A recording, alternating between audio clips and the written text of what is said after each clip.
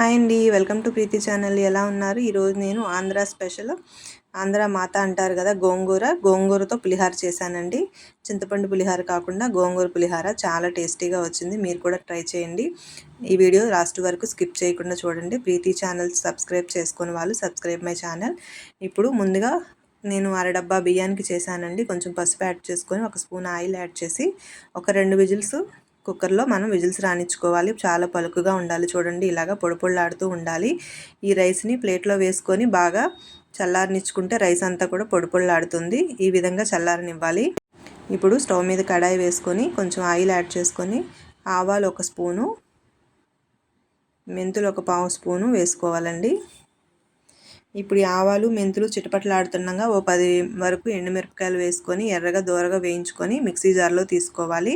ఇప్పుడు అదే కడాయిలోకి కొంచెం ఆయిల్ ఉండగానే గోంగూర మిశ్రమాన్ని అంతా కూడా శుభ్రంగా ఒలిచి ఆరబెట్టుకున్న గోంగూరని వేసి బాగా ఫ్రై చేసుకోవాలి. ఇందులో కొంచెం సాల్ట్ యాడ్ చేసుకోవాలి.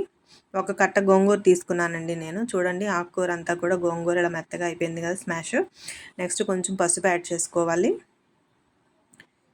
ఆకుకూర అంతా కూడా మనకి స్టవ్ మీద ఇలాగ మగ్గనిచ్చుకోవాలండి. చూసారా, ఆకుకూర అంతా కూడా వాటర్ ఇంకిపోయి ఆకుకూర కలర్ చేంజ్ అయింది. ఈ కలర్ వచ్చే వరకు కూడా ఇప్పటి వరకు మనం ఫ్రై చేసుకోవాలి. నెక్స్ట్ ఇందులోకి మనం జస్ట్ నిమ్మకాయ అంతా చింతపండు నానబెట్టి అలా వేసేసుకోవడమేనండి, వాటర్ కాకుండా చింతపండుతోనే. అది కూడా ఒక ఉడుకు ఉడికిన తర్వాత ఇప్పుడు మనం ముందుగా తీసి పెట్టుకున్నాం కదా ఆవాలు, మెంతులు, ఎండుమిర్చి పౌడరు చల్లారిన తర్వాత పౌడర్ చేసి పెట్టుకోవాలి. ఆ పౌడర్ మిశ్రమాన్ని ఈ స్టేజ్లో యాడ్ చేసుకొని మొత్తం అంతా కూడా బాగా కలపెట్టుకోవాలి ఒకసారి. చూడండి, బాగా కలిపిన తర్వాత ఇప్పుడు దీంట్లో కొంచెం ధనియాల పొడి 1/2 స్పూన్ వేసుకోవాలి. ఇప్పుడు ఇదంతా చల్లారిన తర్వాత మిక్సీలో జస్ట్ ఒక తిప్పుడు తిప్పితే సరిపోతుందండి, ఎక్కువ పేస్ట్ చేయకూడదు. వేరుగా కడాయిలో ఆయిల్ యాడ్ చేసుకొని అందులో పచ్చిశనగపప్పు, వేపిన గుళ్ళు, వేరుశనగ గుళ్ళు, ఎండుమిర్చి వేసుకొని బాగా ఫ్రై చేసుకోవాలి. వేగిన తర్వాత కొంచెం ఆవాలు వేసుకోవాలి.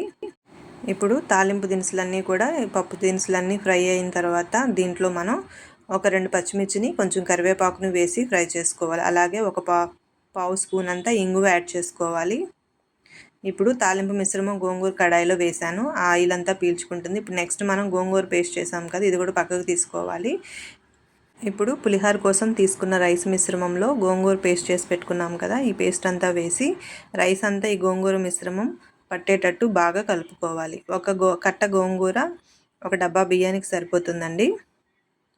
ఇప్పుడు ఈ విధంగా ఆకుకూర అంతా కూడా గోంగూర పీల్చుకునే వరకు బాగా కలుపుకోవాలి. ఆ ఫ్లేవర్ అంతా రైస్లోకి వెళ్ళిపోతుంది. ఇది కలిపిన కాసేపటికి కలర్ కూడా బాగా చేంజ్ అవుతుంది. చూసారు కదా, ఈ విధంగా రైస్ అంతా కూడా అప్లై చేసుకున్న తర్వాత తాలింపు మిశ్రమం తీసుకొచ్చి ఈ రైస్ మిశ్రమంలో వేసుకోవాలి. తాలింపు దీంట్లో ఎందుకు వేసానంటే గోంగూర ఆయిల్ అంతా కూడా పీల్చుకుంటుంది, ఫ్లేవరు తాలింపుకు కూడా పడుతుందని. ఇప్పుడు ఆ తాలింపు దాంట్లో మిగిలిన ఆయిల్ని కూడా ఈ పులిహార మిశ్రమంలో వేసేసి కలుపుకోవాలి. చూశారు కదా, గోంగూర పులిహార అయితే రెడీ అయిపోయింది. మీ రెసిపీ మీకు ఎలా అనిపించిందో నాకు కామెంట్ చేయండి. గోంగూరని ఇష్టపడని వాళ్ళంటూ ఉండరు. ఆంధ్ర భోజనంలో కంపల్సరీ ఉండాల్సిన వస్తువే గోంగూర. శాకాంబరి కదండి, మీరు కూడా ట్రై చేయండి. రెసిపీ మీకు ఎలా నచ్చిందో నాకు కామెంట్ చేయండి. ఈ విధంగా మీరు మీ గెస్ట్లకి ఈసారి పులిహార చేసేటప్పుడు చేసి పెట్టండి. ఇంకా మిమ్మల్ని ఇదే పులిహార చేసి పెట్టమని అడుగుతారు. రెసిపీ కూడా కంపల్సరీ అడుగుతారు. ఇంకెందుకు ఆలస్యం, ఈసారి గోంగూర తెచ్చినప్పుడు మీరు పులిహారని ట్రై చేయండి. ఈ రెసిపీ మీకు ఎలా అనిపించిందో నాకు కామెంట్ చేయండి. మీ ఫ్రెండ్స్కి కూడా షేర్ చేయండి. థ్యాంక్ యూ ఫర్ వాచింగ్ అండి. Thank you.